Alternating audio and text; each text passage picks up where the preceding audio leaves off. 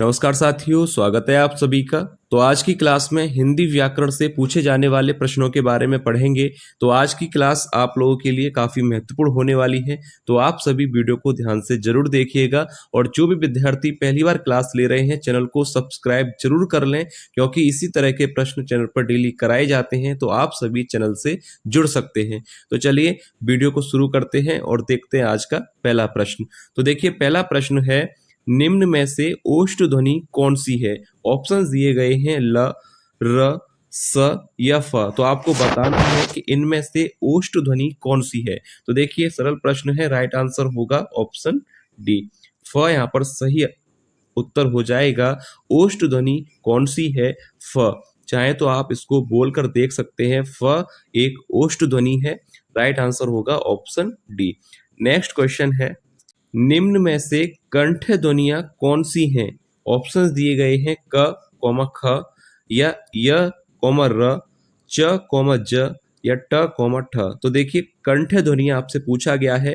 कंठ ध्वनियां आपको बताना है जो कंठ से उच्चारित होती हैं। ऐसी ध्वनियां जो कंठ से उच्चारित होती हैं वह कंठ ध्वनियां कहलाती हैं। तो राइट आंसर यहाँ पर क्या होगा? ऑप्शन देखिए पहला ही सही हो जाएगा। राइट आंसर होगा क, ख। ये ध्वनियां कंठ से उच्चारित होती हैं, इसलिए यह कंठ ध्वनियां कहलाती हैं। ऑप्शन ए पहला ही राइट आंसर होगा। नेक्स्ट क्वेश्चन है, य, र, ल, व व्यंजनों को क्या कहा जाता है? देखिए, प्रश्न आता है परीक्षा में कि य, र, ल और व, इन व्यंजनों को, इन वर्णों को क्या कहा जाता है? ऑप्शन दिए गए हैं स्पर्श व्यंजन या ऊष्म व्यंजन, अंतःस्थ व्यंजन या संयुक्त व्यंजन। तो देखिए, ध्यान से आंसर देख लीजिएगा। य, र, ल और व, इन वर्णों को, इन व्यंजनों को कहा जाता है अंतःस्थ व्यंजन। ऑप्शन सी राइट आंसर हो जाएगा। याद रखिएगा, इस तरह से भी प्रश्न बनता है कि अंतःस्थ व्यंजन कौन से होते हैं। तो याद रखिए कौन से होते हैं, य, र, ल और व। और इनकी संख्या अगर आपसे पूछा जाए तो संख्या कितनी आपको बतानी है? 4। याद रखिएगा परीक्षा के लिए। नेक्स्ट क्वेश्चन है, हिंदी वर्णमाला में ऊष्मीय व्यंजन कहा जाता है। ऑप्शंस दिए गए हैं, तो आपको बताना है किन वर्णों को, किन व्यंजनों को ऊष्मीय व्यंजन कहा जाता है। तो देखिए, राइट आंसर यहाँ पर क्या होगा? ऑप्शन डी यहाँ पर बिल्कुल सही आंसर हो जाएगा। ये 4 वर्ण कहलाते हैं ऊष्मीय वर्ण या ऊष्मीय व्यंजन। याद रखिएगा, ये भी प्रश्न बनता है कि ऊष्मीय व्यंजन या ऊष्मीय वर्ण कौन से होते हैं। तो ये 4 वर्ण आपको याद रखने हैं, और संख्या अगर आपसे पूछा जाए तो 4 होती है, और ये 4 वर्ण आप अच्छी तरह से याद कर लीजिए, इन पे प्रश्न बन सकता है। तो चलिए नेक्स्ट क्वेश्चन देखते हैं, वर्णमाला किसे कहा जाता है? ऑप्शन ए शब्द समूह को, शब्द गणना को, वर्ण समूह को या व्यवस्थित वर्ण समूह को।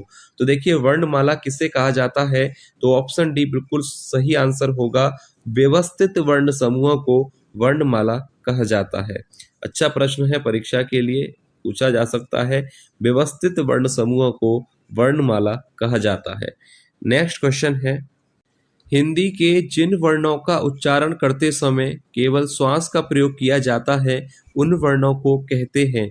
ऑप्शन ए अघोष वर्ण, अल्प प्राण वर्ण या ऑप्शन सी महाप्राण वर्ण या ऑप्शन डी सघोष वर्ण। हिंदी के जिन वर्णों का उच्चारण करते समय केवल श्वास का प्रयोग किया जाता है, उन्हें अघोष वर्ण कहा जाता है। ऑप्शन पहला ही यहाँ पर राइट आंसर हो जाएगा। नेक्स्ट क्वेश्चन है, जिन शब्दों के अंत में अ आता है उन्हें क्या कहा जाता है? ऑप्शन दिए गए हैं अनुस्वार, अयोगवाह, अंतःस्थ या अकारांत। तो देखिए, विकल्प यहाँ पर कौन सा सही होगा? जिन शब्दों के अंत में अ आता है उन्हें कहा जाता है अकारांत। ऑप्शन डी राइट आंसर हो जाएगा। याद रखिएगा, जिन शब्दों के अंत में अ आता है उन्हें अकारांत कहा जाता है। याद रखिए। नेक्स्ट क्वेश्चन है, निम्न में से कौन सा वर्ण घोष वर्ण है? तो देखिए, पहले तो आप यहाँ पर प्रश्न सही कर लीजिएगा। यहाँ पर आपसे पूछा गया है कि सघोष वर्ण कौन सा है। आपको बताना है कि सघोष वर्ण कौन सा है। ऑप्शंस दिए गए हैं प, ट, द या फ। तो देखिए, सबसे पहले आपको पता होना चाहिए कि सघोष वर्ण क्या होता है। तो देखिए, शॉर्ट में मैं आपको बता दूं, आपको पता होगा कि सघोष वर्ण प्रत्येक वर्ग का तीसरा, चौथा और 5वां वर्ण सगोश वर्ण कहलाता है। और इसके साथ ही जितने भी अंतःस्थ व्यंजन हैं जैसे कि य, र, ल और व, ये वर्ण भी सगोश वर्ण कहलाते हैं। यानी इसके साथ आप जोड़ सकते हैं अंतःस्थ व्यंजन, यानी य, र, ल और व, ये वर्ण भी सगोश वर्ण कहलाते हैं, आपको पता होना चाहिए। तो अब इसके हिसाब से आपको बताना है कि सगोश वर्ण इनमें से कौन सा होगा। तो देखिए, प जो है वर्ग का पहला है, ट वर्ग का पहला है और फ ये वर्ग का दूसरा है। तो यानी ये तीनों ही वर्ण है अघोष वर्ण। तो राइट आंसर यहाँ पर होगा ऑप्शन सी, द। भाषा की सबसे छोटी इकाई कहा जाता है। ऑप्शन ए शब्द, बी व्यंजन, सी स्वर या ऑप्शन डी वर्ण। तो देखिए, भाषा की सबसे छोटी इकाई किसे कहा जाता है। तो राइट आंसर होगा ऑप्शन डी, वर्ण को। ऑप्शन डी राइट आंसर हो जाएगा। नेक्स्ट क्वेश्चन है, रोला किस प्रकार का छंद है। ऑप्शंस दिए गए हैं अर्ध सममात्रिक, विषम मात्रिक, ऑप्शन सी सम मात्रिक या डी वर्णिक व्रत। तो देखिए, रोला किस प्रकार का छंद है, परीक्षा के लिए अच्छा प्रश्न है, पूछा जाता है। तो याद रखिए, रोला एक सम मात्रिक छंद है। ऑप्शन सी राइट आंसर हो जाएगा। रोला किस प्रकार का छंद है, रोला एक सम मात्रिक छंद है। इंपॉर्टेंट क्वेश्चन है, चाहे तो इस पे मैं लिख दूं, याद रखिएगा। इंपॉर्टेंट क्वेश्चन है कि रोला एक सम मात्रिक छंद है। नेक्स्ट क्वेश्चन है, किस समास में पहला पद विशेषण और दूसरा पद विशेष्य होता है।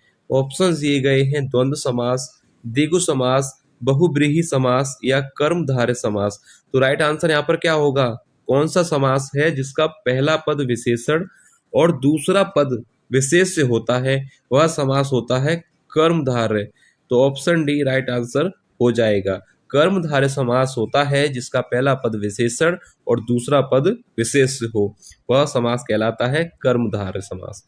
नेक्स्ट क्वेश्चन है, अब देखिए अगला प्रश्न है, निम्न में से अल्प प्राण वर्ण कौन सा है। ऑप्शंस दिए गए हैं। तो पहले इस प्रश्न को करने से पहले आपको पता होना चाहिए कि अल्प प्राण वर्ण कौन से होते हैं। इसको भी मैं आपको शॉर्ट में बता दूं। तो देखिए, याद रखिए, प्रत्येक वर्ण का, ध्यान से सुनिएगा, प्रत्येक वर्ण का पहला, तीसरा और पांचवा, याद रखिए, ये कोड समझ लीजिए, पहला, तीसरा, पांचवा वर्ण कहलाता है अल्प प्राण वर्ण।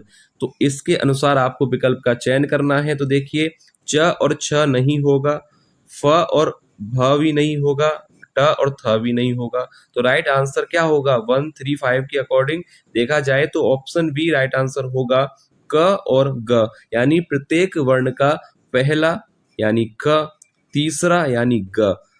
समझ गए होंगे आप, पहला और तीसरा और पांचवा वर्ण अल्प प्राण वर्ण कहलाता है। इसके अनुसार राइट आंसर होगा ऑप्शन बी। नेक्स्ट क्वेश्चन है, सोरठा की प्रथम पंक्ति में कुल कितनी मात्राएं होती हैं। ऑप्शन दिए गए हैं 16, 11, 13 या 24। तो देखिए, सोरठा की प्रथम पंक्ति में कुल मात्राएं आपको बतानी है। तो राइट आंसर यहाँ पर होगा ऑप्शन डी, 24। यहाँ पर एक बात याद रखिएगा, आपसे पूछा है प्रथम पंक्ति में कुल कितनी मात्राएं होती हैं। तो राइट आंसर होगा ऑप्शन डी, 24। नेक्स्ट क्वेश्चन है, जो किए गए उपकार को ना मानता हो के लिए एक शब्द क्या होगा। यह परीक्षा में पूछा गया था कि जो किए गए उपकार को ना माने उसके लिए एक शब्द क्या होता है। धोखेबाज, जालसाज, कृतज्ञ या कृतघ्न। तो राइट आंसर यहाँ पर क्या होगा, जो उपकार को ना माने वह होता है कृतघ्न। ऑप्शन डी राइट होगा। और जो उपकार को मानता है यानी उपकार को मानने वाला कहलाता है कृतज्ञ। दोनों क्लियर कर लीजिएगा, जो उपकार को माने वह कृतज्ञ और जो उपकार को ना मानता हो वह कहलाता है कृतघ्न। उसके लिए एक शब्द होता है कृतघ्न, याद रखिएगा, यह पूछा गया था, महत्वपूर्ण क्वेश्चन है। नेक्स्ट क्वेश्चन देखते हैं, क्रांति कांति का सही अर्थ क्या होगा। ऑप्शन ए चमक, परिवर्तन, युद्ध, समझौता, परिवर्तन, चमक, समझौता या युद्ध। तो देखिए, क्रांति और कांति का सही अर्थ क्या होता है। तो राइट आंसर हो जाएगा ऑप्शन सी, परिवर्तन, चमक। याद रखिए, क्रांति और कांति का सही अर्थ होगा परिवर्तन, चमक। नेक्स्ट क्वेश्चन है, पानी पानी होना मुहावरे का सही अर्थ होगा। ऑप्शन ए पतला होना, गर्मी बढ़ना, सी बहुत शर्मिंदा होना, या ऑप्शन डी प्रसन्न होना। तो देखिए सरल प्रश्न है कि पानी पानी होना मुहावरे का सही अर्थ होता है बहुत शर्मिंदा होना। ऑप्शन सी राइट आंसर हो जाएगा। याद रखिएगा, पानी पानी होना मुहावरे का अर्थ है बहुत शर्मिंदा होना। नेक्स्ट क्वेश्चन है, ईश्वर का पर्यायवाची शब्द कौन सा है? ऑप्शन ए वैश्वानर, बी मनुजात, सी सर्वेश, या डी सुरेश। तो देखिए ईश्वर का पर्यायवाची शब्द कौन सा होगा इनमें से? तो राइट आंसर क्या हो जाएगा? ऑप्शन सी, ईश्वर का पर्यायवाची शब्द होता है सर्वेश। याद रखिएगा, तीनों ही गलत है ऊपर के, वैश्वानर, मनुजात और सुरेश, ये गलत है। सही आंसर होगा सर्वेश। ईश्वर का पर्यायवाची शब्द होता है सर्वेश। नेक्स्ट क्वेश्चन है, गौशाला में कौन सा समास होगा? ऑप्शन ए द्विगु समास, बी द्वंद्व समास, सी अव्ययी भाव समास, या ऑप्शन डी तत्पुरुष समास। तो देखिए परीक्षा में पूछा जाता है कि गौशाला में समास कौन सा होगा। तो राइट आंसर आपको याद रखना है, गौशाला में समास होगा तत्पुरुष समास। सरल प्रश्न है, ऑप्शन डी राइट आंसर हो जाएगा। तो याद रखिए गौशाला में कौन सा समास है? गौशाला में तत्पुरुष समास। नेक्स्ट क्वेश्चन है, रात्रि शब्द का तद्भव शब्द क्या होगा? ऑप्शन ए रति, बी रजनी, सी रात, या डी निशा। तो राइट आंसर क्या होगा? रात्रि शब्द का तद्भव शब्द क्या होगा? ऑप्शन सी यहाँ पर राइट आंसर हो जाएगा, रात। रात्रि शब्द का तद्भव होता है रात। नेक्स्ट क्वेश्चन है, निम्न में से कौन सा शब्द शुद्ध वर्तनी वाला है? ऑप्शंस दिए गए हैं, पूर्वाचल, पूर्वाचल, या पूर्वांचल, या पूर्वांचल। तो देखिए निम्न में से कौन सा शब्द है जो शुद्ध वर्तनी का है? तो राइट आंसर यहाँ पर क्या होगा? ऑप्शन सी यहाँ पर राइट आंसर होना चाहिए, पूर्वांचल। याद रखिएगा, शुद्ध वर्तनी का शब्द है Purvanchal. Option C right answer हो जाएगा। पूर्वांचल गलत है, ये ऑप्शन डी गलत है। यहाँ पर पूर्वांचल नहीं होगा, सही शब्द होता है पूर्वांचल। तो ऑप्शन सी राइट आंसर हो जाएगा। नेक्स्ट क्वेश्चन है, प्रत्येक शब्द का संधि विच्छेद होगा। ऑप्शन ए प्रति प्लस इक, या प्रति प्लस एक, प्रति प्लस यक, या प्रति प्लस येक। तो देखिए प्रत्येक का अगर संधि विच्छेद किया जाए तो सही आंसर होगा ऑप्शन बी, प्रति प्लस एक। प्रत्येक का सही संधि विच्छेद होगा प्रति प्लस एक। ऑप्शन बी राइट आंसर हो जाएगा। नेक्स्ट क्वेश्चन है, में से कौन स्वर नहीं है? सरल प्रश्न है, तो राइट आंसर यहाँ पर होगा ऑप्शन डी, ब स्वर नहीं है, यह व्यंजन है और यह एक ओष्ठ ध्वनि है। याद रखिएगा, ब कौन सी ध्वनि है, किस ध्वनि के अंतर्गत आता है? वह एक ओष्ठ ध्वनि है। ठीक है।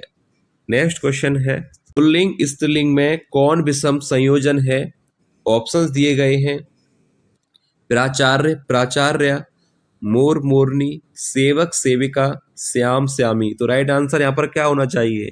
बताइए, विषम संयोजन आपसे पूछा गया है, तो राइट आंसर क्या होगा? ऑप्शन डी, श्याम, श्यामी। ये यहाँ पर जो है राइट आंसर है, क्योंकि ये विषम संयोजन है।